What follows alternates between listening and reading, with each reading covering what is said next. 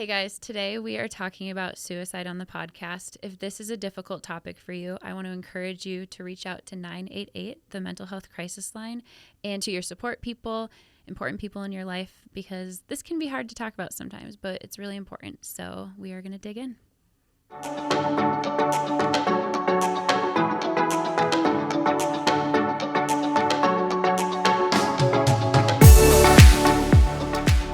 You're listening to the Therapist Thrival Guide, where we cover all of the things that graduate school didn't teach you. Welcome to the Therapist Thrival Guide. My name is Miranda Barker. I'm a licensed clinical social worker, and I am here with Dr. Lucas Vellini. Hello. Anything you'd like to add? I wear these hats now. It's true. If you are listening to this on Spotify or Apple or wherever you listen to your podcasts, I think you might need to pause it and go to our YouTube channel so that you can see Lucas in his Newsies cap. Newsies. Okay. Yeah, you can call it that. That's what they're called? Well, what else would you call it? Gatsby cap. 1920s gangster cap. I grew up with a lot of musical theater people around me. I was not a musical theater person, but I was surrounded by them. And so I was just I'm very familiar with the musical Newsies. Yeah. I just think you look like a grandpa. I feel like me. It fits. It's good. All right. We are here today to talk about suicide. It's a really important topic for therapists to talk about, and yet it's actually really hard for therapists to talk about it at times, especially if you're first starting out. It's scary to think about having a client that is struggling with suicide ideation, but it's probably going to happen at some point. You need to be comfortable with having these conversations. And so we brought in an amazing guest for today. We have Brittany Miskowiec, and she is also a licensed clinical social worker.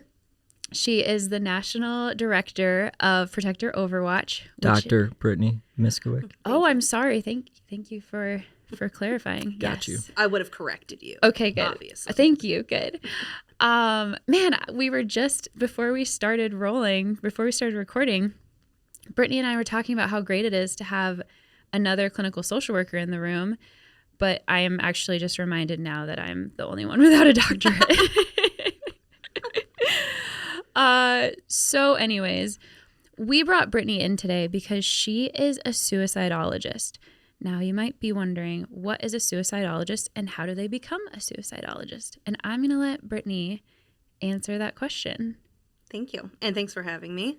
I'm excited to be here and talk about the field of suicidology because, like you said, it's not a topic that people talk about a lot, and we should be talking about it, especially as therapists.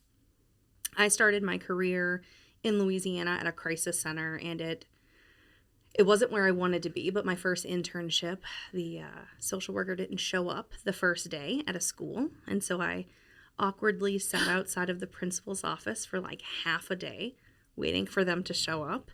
And then was told, well, you'll just have to go to the crisis center and, do the suicide line. And I was like, what? What is suicide? What do you mean? Because it wasn't something that was ever talked about growing up for me. And so my first internship in my master's program was at a crisis center where I worked the National Suicide Prevention Lifeline. I facilitated a survivors of suicide support group, a children's bereavement group, and then I went out to the scene of suicide. So Wow. It's what's called active postvention.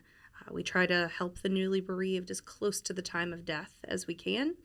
And so we worked in partnership with the coroner's office and local law enforcement.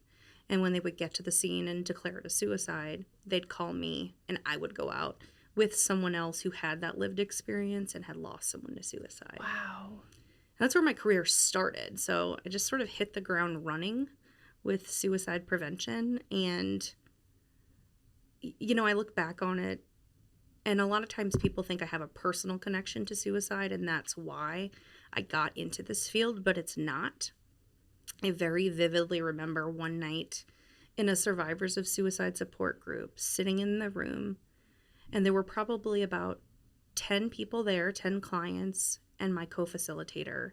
And one of the newly bereaved who were there, she was a young woman who had lost her fiance. And I watched her listen to someone else tell their story of suicide loss, and you could just see their eyes lock from across the room. And that's what we call an installation of hope. Like, it's just the weirdest thing. I could actually see this person be there, and for the first time since she lost her fiance, go, okay, I'm going to get through this. Wow. And that moment was so important in my career because it's what made me want to become a suicidologist. Wow. That's amazing. That's beautiful. So fast forward to today, what does it look like to be a suicidologist now? What do you do? Yeah, so there's 3 different areas in the field of suicidology: prevention, intervention, and postvention. Prevention is the type of stuff that we do to prevent suicide. A lot of times that's things like education or things like people going to the gym. I mean, really, that's individual suicide prevention. Intervention is when someone's thinking about suicide, actually intervening in that moment. And then postvention, what happens after someone dies by suicide. And I do work in all 3 of those areas. I also have done research in suicide postvention. That's actually what my dissertation is on. And, you know, it's individual work, it's group work, and it's also, you know, macro level work. So I'm on the state's suicide prevention task force. I'm in the governor's challenge for veteran suicide prevention here in Minnesota. So we do a lot of different things and work toward a lot of different initiatives from a suicide prevention standpoint. Wow.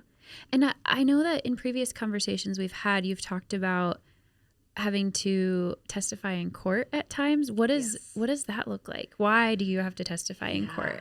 Yeah, so I am certified as a retrospective fatality analyst. And so that means sometimes when people die by suicide, or if it's an equivocal death, they'll call us in to do this big investigation. And we review medical records, employment records, social media. We interview as many people as we can that were close to the person with a very strict protocol of about 300 questions. And in the end, we try to answer the question, you know, why now, and what, if anything, could have been done to prevent that suicide. Wow. And so there have been times that I've been called in to testify on larger cases. So does that happen with every suicide? An RFA, it's the retrospective Yeah. fatality analysis. No. Okay. It does not happen with every suicide. There are people across the world who are certified to do this type of work, but I mean, I can count them on my fingers and toes. There's not a lot. In Minnesota right now, we have a project going where we're trying to complete these types of investigations on every veteran who died by suicide in a particular year. And it's turned out to be pretty challenging. In what way? Reaching out to family members to try to, you know, ask them if they want to be involved in the research project. Yeah. So there's, you know, sometimes family members will approach us and ask someone who can do this to actually do an investigation for them because they want answers. Yeah. Other times, you know, it's for some type of legal case. And here we're doing research, so we're reaching out to those left behind and asking them if they want to take part in the research process. And we just haven't had a lot of people reach back out and respond. So that's been kind of tough. Yeah. Why do you think do you think it's just hard? They don't really want to talk about it. They don't want to answer questions or feel like they were at fault in any way, or there could be a lot of things that go into it. I mean, right now we just sent out letters from the beginning of 2021. And so we're looking at, you know, it's about a year past, and typically survivors of suicide loss will say that the first year is just a complete fog. Sure. And the second year is the worst. And so when I think about that, I think about, you know, the timing here. We're getting right into that second year, which sucks. But at the same time, from a research standpoint, we can't wait too long before we collect that data, because if it's too long, we've got a lot of other issues. Sure. I mean, you just do such fascinating work. I'm so excited to kind of dig into this topic because I think that for my own practice, this will be helpful too. I also want to just give a plug that Brittany has made some incredible content for us here at Ellie. And so I'll link to, she just made a video this last September about common myths about suicide. And so I'll put a link to that in the description. It's on YouTube. And she's also written a couple of really stellar blog posts for us. And so if you want to dig into more of this information, please do. I'm going to put the links in the description. But I'm hoping that today we can really focus our conversation on that prevention aspect, especially, thinking about new therapists or therapists in general that are working with clients that might be struggling with some suicide ideation and wanting to just kind of jump into that. Lucas, I don't know if you have some thoughts about where we go from here. Yeah, I think, what's just keeping this relevant to kind of fresh outpatient therapists, and what they can expect to see, and just to feel more resourced, and how to navigate it, because it can be incredibly unsettling. Mm-hmm. But at the same time, it's like, this is what we're signing up for. It's like, it's the extreme end of impaired mental health, that road leads toward like the ultimate outcome of suicide, where things become so unbearably painful over such an extended period of time that you've come to terms with the fact that the only escape you see for yourself is death. Yeah, and it's not an easy thing to ask someone. In a lot of the trainings I do, I ask people, how many of you are scared to ask the question, are you thinking about suicide? And typically there's some people who are like, oh no, I'm not scared, I can ask a question. I'm like, okay, fine. Well, you should be a little scared. And that's what I say. Yeah. I've asked the question. My co-trainer makes fun of me because I'm like, I've asked it thousands of times. And he's like, really, Brittany? Like, but if I think about it, working the National Suicide Prevention Lifeline for 8 years and working with high-risk population for 15 years, I've asked the question a lot of times. But every single time I ask, there's this pause. Like, I ask the question, and while I'm waiting for the person to answer, it's like just like hold my breath for a second, waiting, because what if the answer is yes? Yeah. So what if the answer is yes, Brittany? What's the next thing you do? Yeah. And I'll, if the answer is yes, that's okay. Mm-hmm. And that's... Have you thought about, yes to the question, have you thought about suicide? Right. Every human on the planet should answer yes to that question. Who hasn't thought about suicide? And not necessarily in the realm of ideation, but just thought about suicide as a concept that exists as an option for all of us at any point. And I think like when it comes to outpatient therapy, the tricky dynamic becomes a mandated reporting, and like how to create space for clients to feel safe to explore their suicidal ideation without feeling like their therapist is going to jump the gun and make a mandated report. Yeah. So like premature mandated reports when it comes to suicide can be incredibly damaging to not only that therapeutic relationship, but it can also it can damage future therapeutic relationships that client might have with other therapists if they take away from that if I mention suicide at all, I'm going to be hospitalized. Yeah. Yeah, and that's kind of what I refer to as the fear of consequence. Yeah. Especially with the population that I work with, first responders and veterans, for them, if they answer yes, it's, are you going to take away my badge, my gun? Are you going to pull me from my job? And there's such fear of consequence there that oftentimes they don't answer the question honestly. And that's where I think that being comfortable with the conversation is what's so important. And the reason that I always pause before, I can take a breath and actually listen to what the person is going to say is because it's a life or death question and it's serious. And I'm okay having the conversation, but it's still a serious conversation to have. Yeah.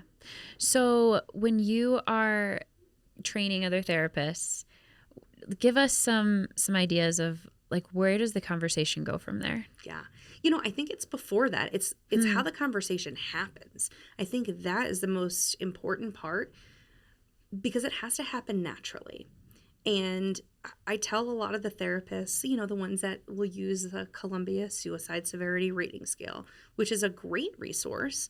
But if you pull out a clipboard and you say, have you had thoughts of being better off dead?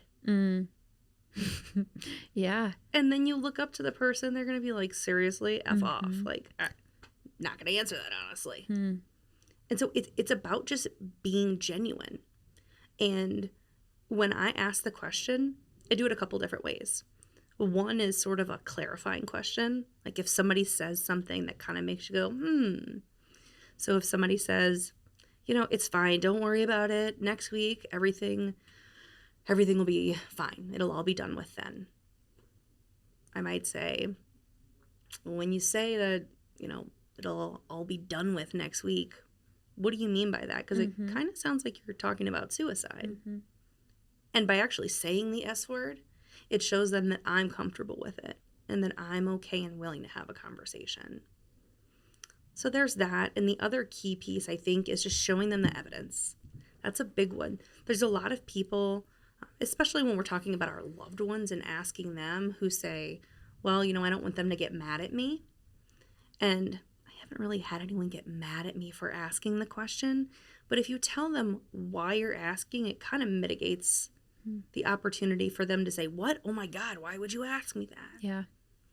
So telling them why and normalizing it. So I might say, I know, Miranda, I noticed you've been showing up to meetings lately, and you always talk about how you love the way your hair is and it's such an important part of your identity, yet you got these bangs and you're the one who helped Lucas pick out that hat. So, sometimes when people do anything like that, they might be thinking about suicide. And so I want to ask you, are you thinking about suicide?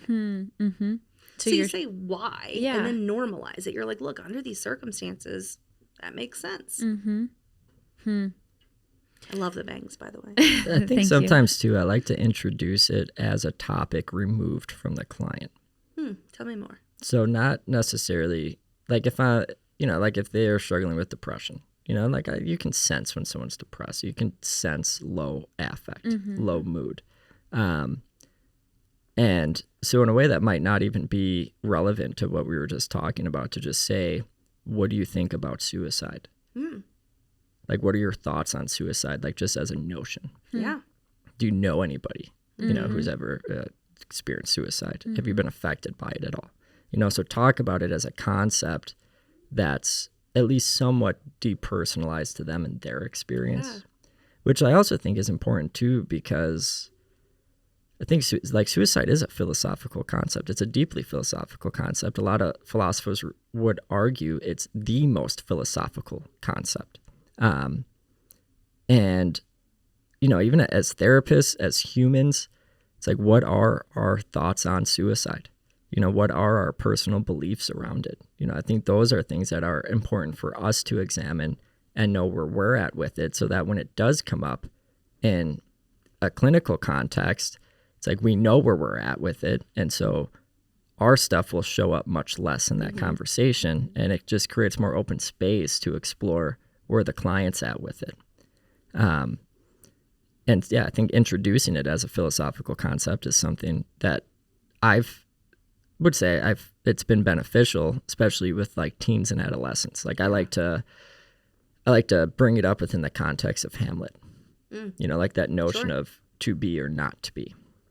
It's like, what do you think Hamlet was actually talking about? Like, what was Shakespeare getting at with that notion of like Hamlet being tortured over whether or not he should exist or choose not to exist? And to what extent does every human on the planet grapple with that? And so like now it's like we're talking about it. It's this large, it feels like a large, massive concept, but it's okay because we're in the space with them and we're holding it and we're providing some structure to explore it safely. And it can go in all sorts of different directions from there. Yeah, I really like that idea of introducing it like that, when there's not a warning sign there, right? Like just to have that conversation early on when you're working with a client and see where they're at. And I think you hit on another key point there, which is being aware of your own attitudes and bias that you have. It's pretty common for new therapists to want to fix, you know, and when someone says, yeah, I have been thinking about that, they may respond with, well, you don't want to do that. You've got your family. Come on, think about it. Your job is just so great. You've got this new hat. I mean, come on. And they want to fix and go to it. And the research and everything shows behind it is that they just want to talk about it. They just need to be heard. And this is what I say is, I think the coolest thing about suicide prevention is that most people can talk themselves out of suicide if they're given an opportunity to talk about it. Yes. And that's love it. that. I love that. And like that is, I would say that is so much of what my method almost just like organically became. Because what you were just talking about was resistance. You know, and so many therapists will immediately get caught up in feeling the resistance. And when I say resistance, I mean your client says, like, I want to kill myself. And the therapist's immediate response is like, oh my gosh, I don't want you to kill yourself. Don't kill yourself. And then it becomes about the therapist's agenda of getting that client to not kill themselves and to talk them out of it. Yes. And telling them all the reasons why they shouldn't kill themselves. As opposed to like the method I generally take, which you were speaking to on the latter, was convince me. Like convince me that you've fully examined life to the extent necessary to come to this resolute conclusion that you will be best off dead. Convince me of that. Yeah, and not in like an oppositional, challenging way, like in more of like an open, like curious, like how did you arrive there? Yeah. And that's what you were about to say at the word curious, right? Like that, if you can just approach the conversation like that, ask them what you want to know. You know, ideas and thoughts and questions will flood your mind when you hear someone say yes. But there's always this fear of asking them because we probably don't want to hear the answer. But if you can genuinely just engage in the conversation, a lot of times people will reach that resolve on their own. So if a client says, yes, I have a plan, I'm in a time and all of these different things, would your response be the same, or what would you do? I do so many different things based on the different situation. Sure. And this is where we start to think about like the spectrum of suicidality because the people with thoughts of suicide can be so different. It can be way on one end of the spectrum where it's, if I don't wake up tomorrow, I'd be okay with that. Then middle of the road. And indifference toward death. Yeah. And then the middle of the road might be, I've thought about suicide. But then all the way on the other end is, Brittany, when I leave your office, I'm going to kill myself with the gun in my trunk. I intend to carry out this plan. Yeah. That's a mandated report. Nothing short of that. If someone says that to you and you can't get them to a safe space. Yeah. Is that, is that a federal, like, is that some, like, that's well, it's state to state. So mandated reporting varies state to state. It's not, I mean, there's not much variance. There's more variance when it comes to like duty to warn. Sure. Like when it comes to mandated reporting around that, it's generally, you know, check your local state statutes first and foremost. But it's ideation, plan, intent, and plan. And so you call 911. Who do well, you? I mean, you don't jump the gun on it. I mean, how do you navigate that aspect? Right. Yeah. So it doesn't. I can say I've reviewed at least 10 state statutes. I haven't seen one that spells it out that clearly. And so one of the things that people don't remember is that when someone is right in front of you and they're telling you that they're thinking of suicide, unless they have a weapon in their hand or they've ingested drugs already, they are safe. Yeah. Yeah. And like you can breathe a little because they are safe. But you're so in it with them that sometimes it's hard to see that. If by the end of your time with that person, they can agree to safety, then at that moment, they're not a risk to themselves. And so, right away, someone could come in and 10 minutes into your session, they could say, I've actually got a plan to kill myself. Here's what it is. And a therapist could turn to the phone and dial 911. Or would not be best practice. Like you wouldn't get sued for that. Like technically you'd be cleared for that. Right. And so like when I say like you need to check at least those 3 boxes in most states. That doesn't mean as soon as you check those boxes, you call 911. Right. You know, that just means that you're in the realm where all of your focus needs to shift toward Absolutely. finding ways to either ensure safety, and if you fail in doing that, That's when. then you're Got it. responsible Sure. for not letting that person leave the safe space they're in right now unless you know they're going to get to another safe space. Yes, for sure.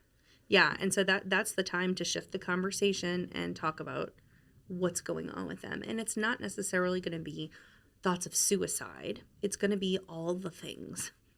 And oftentimes people who have thoughts of suicide, it's not that they're thinking about wanting to die.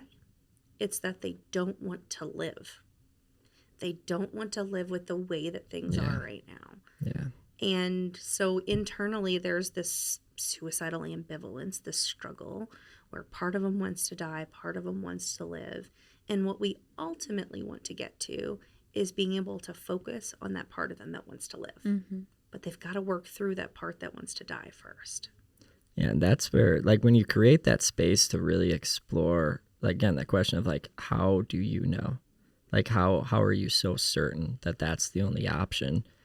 You know, one, it requires them to activate parts of their brain and mind to answer that question logically that will help them regulate the emotionality that drives, you know, a lot of suicidality. But also, I would agree that in my experience, a more honest statement is often, like, I can no longer tolerate living life as I know it, as I've been living it up until this point. But what they're not saying is, I've rejected every single possibility of all the different ways in which life could be lived. And like going back to Hamlet, it's like that's what Shakespeare was getting at. It's like, ultimately, how can we ever say that life is not worth living unless we've truly examined and experienced the infinite number of ways in which life can be lived?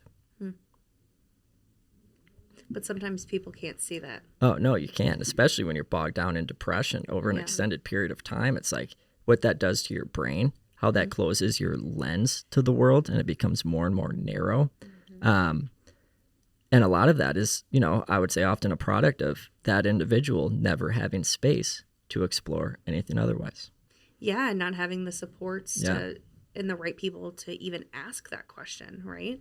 And that's one of the biggest protective factors with suicide is social connection. Yeah. Having your people. Yeah. And if you don't have your people, what do you have? You know?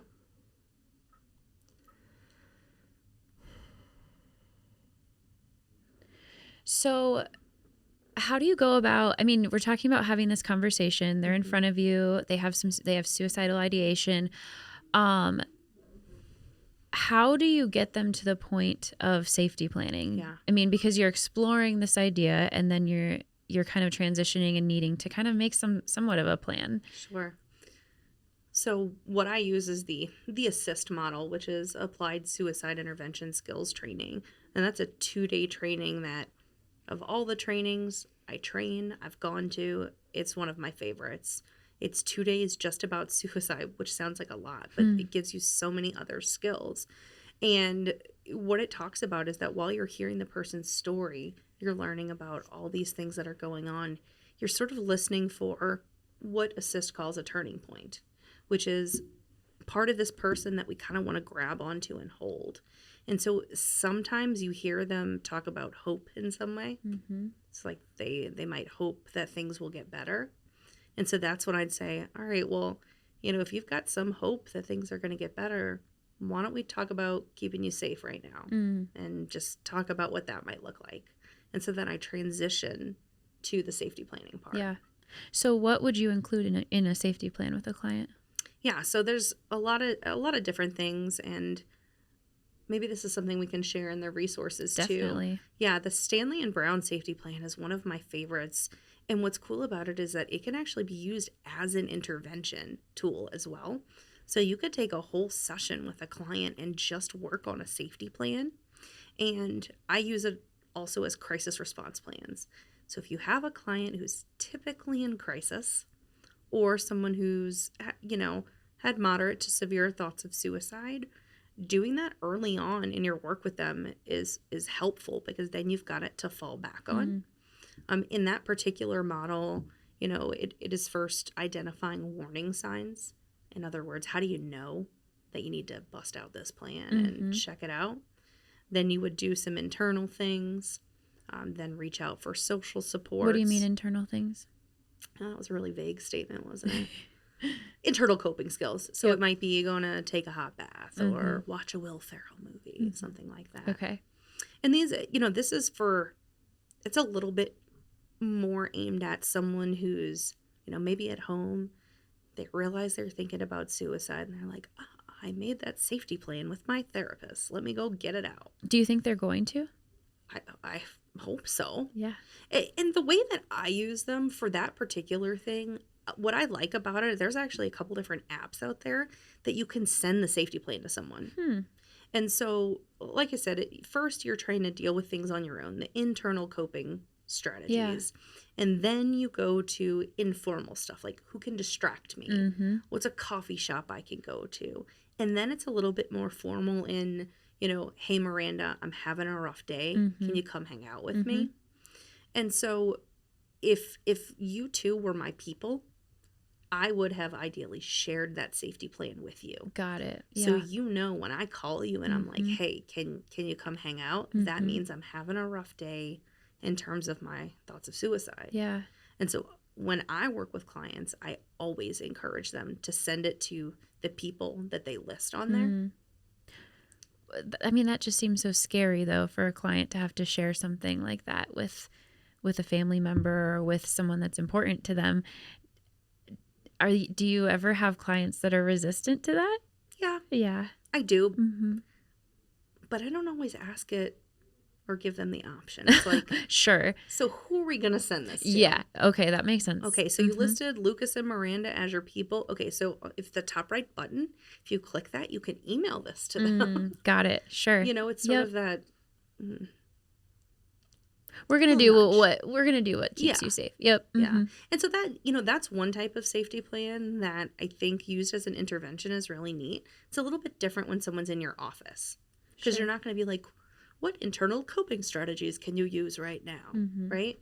And so, you know, normally at that point, when we're talking about the safety plan, that means they've agreed to keep safe for now, in the here and now. What does that mean? I don't know. Right? Every situation is different. It's not a long-term thing.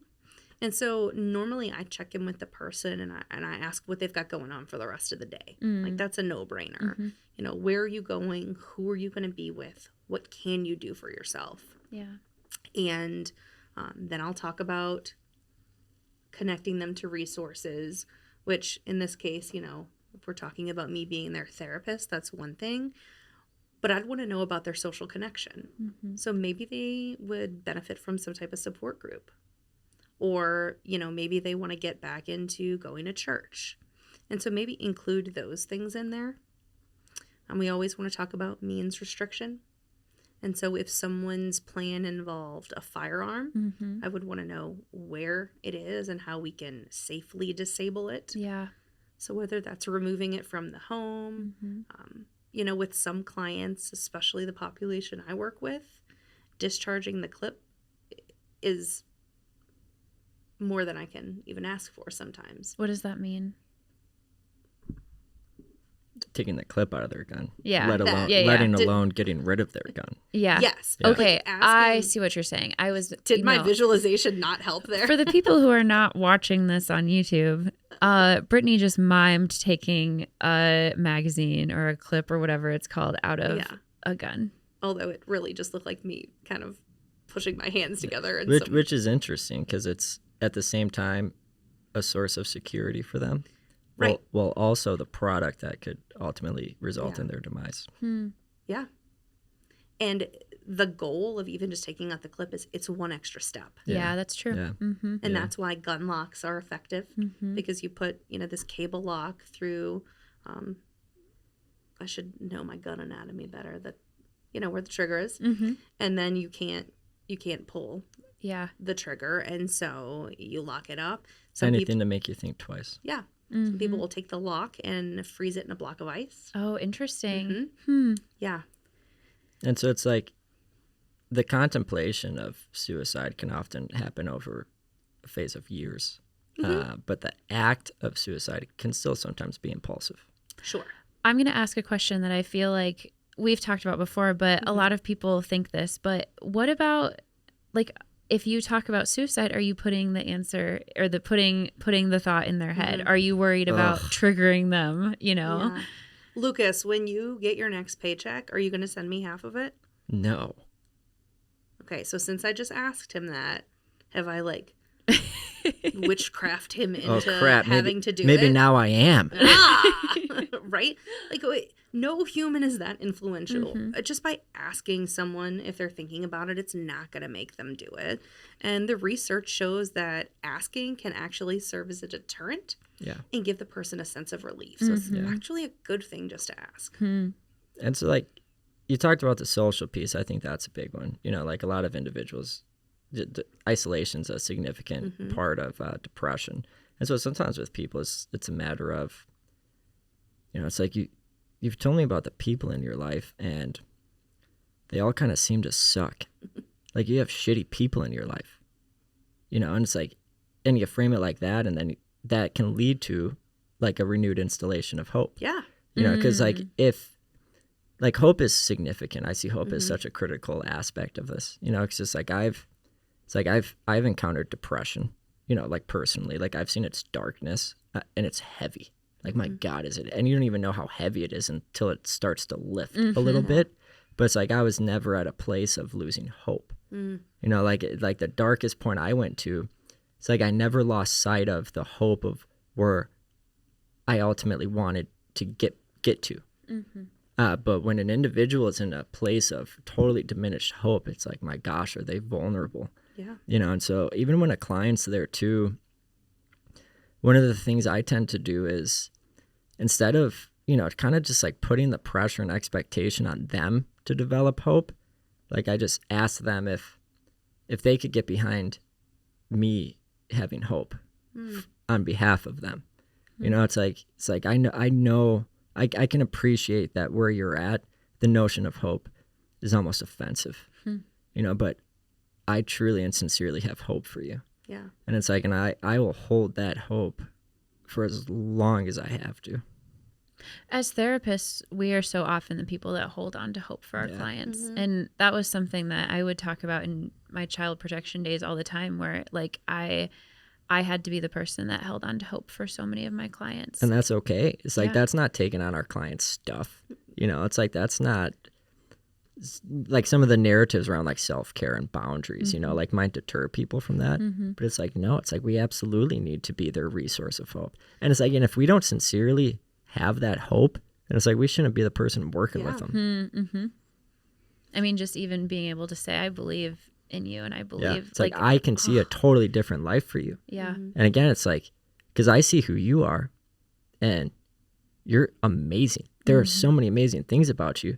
But again, it's like everyone in your life sucks. You're surrounded by a whole lot of shitty people. Yeah, and that's that kind of leveraging the relationship you have with someone. Yeah. I mean, I've worked with people who have no hope, and they get to that point, they've got no hope, and they're set on it. And I'm like, well, I almost said the F word. Fudge. Fork. Well, fork. I'm going to have to, you know, take this one step further. But I have this kind of like last-ditch effort. If it's someone that I've developed a good relationship with, I can say, you know, okay, look, we've been working together for so many months now. Will you just humor me? Or are you at least willing to talk about a safety plan right now? You just talk about it with me. Just, you know, do it for me. Like, are you willing to at least do that? And normally at that point, once we start talking about it, you know, I can get people there. And of course, it's them getting there themselves, right? But even just saying, until tomorrow morning, how about I give you a call tomorrow morning and check in with you? Like, are you okay with that? And, you know, just kind of using the relationship that you've built with them and that rapport. And sometimes you're the only good person in their life. if they're surrounded by shitty people. And sometimes a safety plan is like, will you promise to see me next week? Now, I've heard that there are some problematic parts about like making, what are they called? Safety contracts. Safety contracts. Yeah. Now, I've heard that there are some like, do you know what I'm talking Yes. about? I don't know what I'm talking Does about. So- research identify them as problematic? Yes. So basically, what is referred to as a safety contract is, I, Brittany Miskowiec, promise to not kill myself Ugh. and will come into your office next week. Mm. Sign That's just and for date. attorneys. And honestly, Like liability? That's liability stuff. and yeah. it's not worth the paper it's written on. Yeah. And so it's like, what's the point of that? So research says that it's not actually Correct. helpful. Yeah, and what I've noticed is that a lot of old school therapists, people who, went to school 30 years ago, will still use those words, and then they teach it to the, their interns that come in or the younger therapists. And I teach a master's of social work, a couple different classes, and my students oftentimes talk about that because I talk about suicide to them. They'd be like, so what do I do if we have safety contracts? And I'm like, oh, geez, let me send you this email that I've already written out that has all these citations and explains why it's not helpful. I was just curious because I feel like I have worked with a lot of people who have struggled with drug use, and similarly, like some old school treatment places will often have them do like these little contracts of, I promise I won't, smoke weed or do this or whatever. I would have signed those all day in high school. Sure. Right. Yeah, I promise. Yeah. Yeah. So So you're going to get me out of your office? Yes, there I you promise. go. That's true. I mean, that's true. Does this mean I can Yeah, I leave got some without weed you to calling smoke. the Can I cops? leave now? Yeah. Yeah. Mm-hmm. So what are some other kind of like last tips that you would have for people who are working with, for new therapists or just therapists in general that are scared or worried or just kind of, worried about, when that first client walks in the door that says, I'm feeling this way. Yeah. Just because you're a therapist doesn't mean you have to know everything in this field. And you're not going to. And you're not going to be an expert in every area. So one of the things that I always like to make sure people know are the resources. So 988 is available for text and phone call. And if you're at a point with a client where you think it's to that point where you need to break confidentiality to keep them safe, an interim step there, or a kind of half step, is to call 988. And you can say, look, I'm a new therapist. I've got a client who's thinking of suicide, and I'm just not quite sure what to do here, or I'm not sure if I need to break confidentiality. Like with the client in the room. With the client in the room. And you can say they're willing to talk to you. And that person on the phone has been thoroughly trained in suicide assessment. And so they can assess the situation and come up with a plan for the person, and you can just physically be there with them. Now, this is something that I would normally recommend to not therapists. But if you're a brand new therapist, I mean, that's absolutely something that you can do. So that's an option. 988 is great. Yeah. Like absolutely. that was a super well done initiative, which surprised me because it was a government initiative, and like usually they're like slapstick Band-Aid type stuff, but like this is thorough. Like 988 is for anybody that has any tie to suicidality whatsoever. It's like call 988 or text. Yeah. The other thing I like is just being comfortable having conversations about suicide. So I always say, most people don't talk about suicide at their dinner table. I do. I know that's probably a little weird, but Lucas, the way that you talked about bringing it up with your clients, like, why not do that at dinner? Yeah. Why not just have that conversation with your friends or family? And if you can't have it with them, I don't know. What does that mean? Yeah. What does that show? It's like that old traditional archaic teaching that's like dumb. That's like, if we shelter our kids from this, it'll never affect them. It's like, are people still seriously doing that? It happens. Oh, I know. Do you think that, like, whenever a prominent celebrity dies by suicide, or, when it's in the news more, do you think that, like, how do you think that affects suicide rates, or even just like the conversation about suicide? Yeah, it's a good question.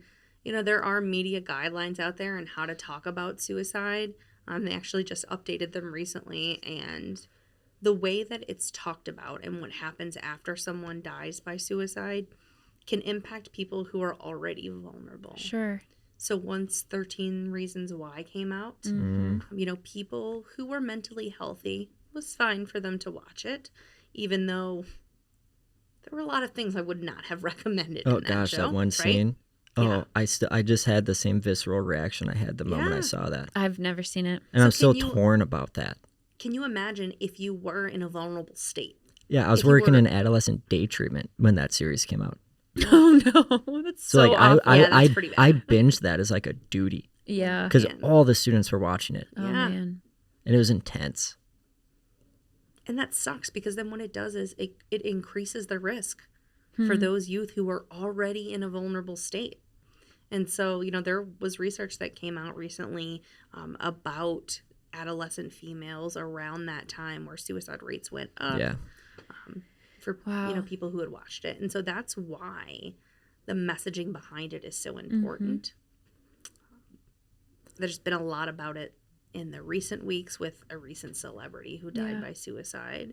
And I don't know that I can really recall anything that had 988 on it. Mm. Anything that I watched or read. And that's just one of to me, that's the easiest thing. I'm going to start asking my friends I know who have no ties to mental health if they've caught wind of 988 yet. Because that might be one of those things where, like, of course we know about it. Like, it's spread through like wildfire for mental health care workers, but I don't know where the general public's at with it. Like, they just might not know that it's a thing yet. True. And I think we'll definitely do a part 2 for a number of reasons. I think we should dig into the complexity of the philosophical notions that we introduced. Also, you're just like one of my favorite people. Oh, why, thank you. I think love it. I've been so impressed with you as a professional. I love what you do. I love how sincere you are in your commitment to the demographics you work with. I also love that you're from a culture that rubs against the grain of Minnesota. So I've always gotten a kick. Like when I first started working here, people were like, "Oh, that's Brittany. She does a law enforcement program. She's like kind of a little rough around the edges, you know." And like almost as it was like a warning to stay away. And immediately I was like, "I'm gonna be best friends with her." Oh, funny. Sure enough, Yeah. here we are. It's a little different where I grew up down in the dirty South. Yeah, the big We'll just easy. Say it like it is. I love Yeah. it. I appreciate that about you. Well, awesome. So again, the mental health crisis line is 988, and we'll have all of these resources in the description of the video or the podcast, wherever you're listening. And thank you so much, Brittany, for joining. Yeah. I really appreciate your time and Thank you walking both through for this. having me. Yeah. Absolutely. And now Brittany's off to go facilitate a support group Yeah, Woohoo. right outside the door Right outside. exactly. because we're real therapists. We are in real life. Well, I'm a corporate sellout. You're real.